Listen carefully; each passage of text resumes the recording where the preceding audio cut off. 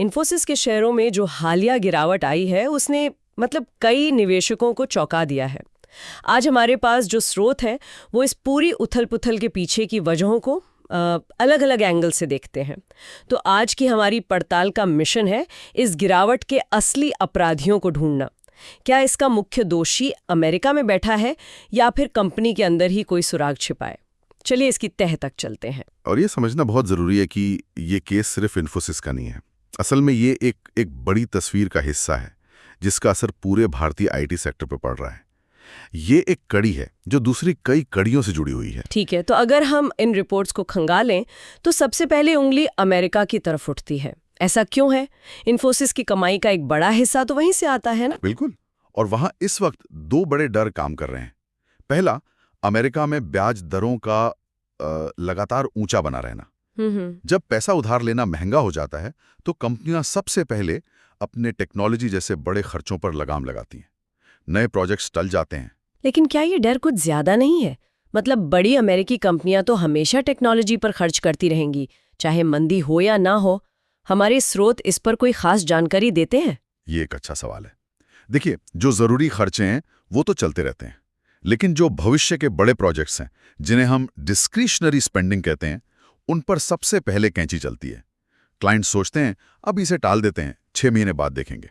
और इन्फोसिस जैसी कंपनियों की ग्रोथ इन्हीं नए प्रोजेक्ट्स पर टिकी होती है। अच्छा, तो ये मामला सिर्फ एक कंपनी का नहीं है। अगर किसी ने इन्फोसिस से बचकर टीसीएस या विप्रो में पैसा लगाया तो वो भी फंसा हुआ है।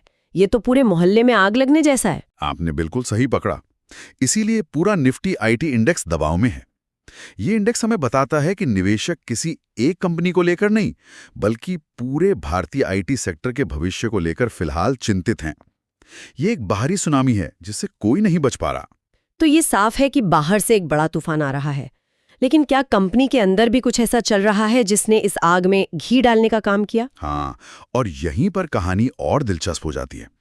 बाहरी दबाव के अलावा हमें यह भी देखना होगा कि कंपनी ने खुद निवेशकों को क्या संकेत दिए, खासकर अपने भविष्य के अनुमानों को लेकर। इन्फोसिस के तिमाही नतीजे वैसे तो ठीक ठाक थे, मुनाफे वाले थे, लेकिन उनकी जो ग्रोथ गाइडेंस थी उसने बाजार को निराश कर दिया। गाइडेंस यानी भविष्य में कमाई का अनुमान। इसमें ऐसी क्या बात थी? कंपनी ने अपना रेवेन्यू गाइडेंस 1-3% से मामूली बढ़ाकर 2-3% किया। अब सुनने में ये ठीक लगता है, लेकिन बाजार को इससे कहीं ज्यादा की उम्मीद थी। कंपनी कह रही है कि हम रेस जीतेंगे लेकिन शायद वर्ल्ड रिकॉर्ड नहीं टूटेगा, और बाजार को वर्ल्ड रिकॉर्ड की उम्मीद थी। एकदम सही एनालॉजी है।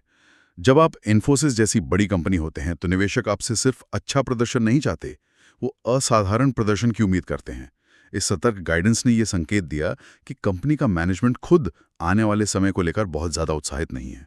तो हमारे पास बाहरी दबाव है, कंपनी की अपनी सतर्कता है।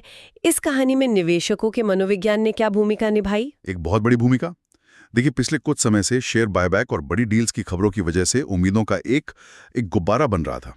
हर कोई मानकर चल रहा था कि नतीजे शानदार आएंगे। और बाजार में एक पुरानी कहावत है, अफवाह पर खरीदो, खबर पर बेचो। बिल्कुल, कई बड़े निवेशकों ने वही किया। जैसे ही असल नतीजे आए जो उम्मीदों के पहाड़ से थोड़े कम थे, उन्होंने तुरंत अपने शेयर बेचकर मुनाफा कमाना शुरू कर दिया।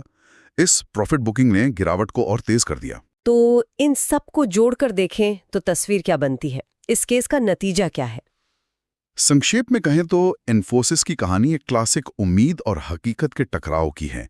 अंतर्राष्ट्रीय बाजार ने छींक मारी तो पूरे भारतीय आईटी सेक्टर को जुकाम हो गया, और घर के अंदर कंपनी ने भले ही पासिंग मार्क्स हासिल किए, लेकिन बाजार को टॉप रैंक की उम्मीद थी।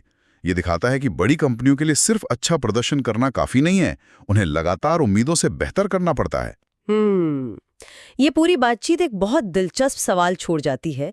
जब किसी सेक्टर की किस्मत दूसरे देशों की आर्थिक नीतियों और बाजारों से इतनी गहराई से जुड़ी हो, तो क्या भारतीय आईटी कंपनियों को भविष्य में इस बाहरी निर्भरता को कम करने के लिए कुछ नई अलग रणनीतियों पर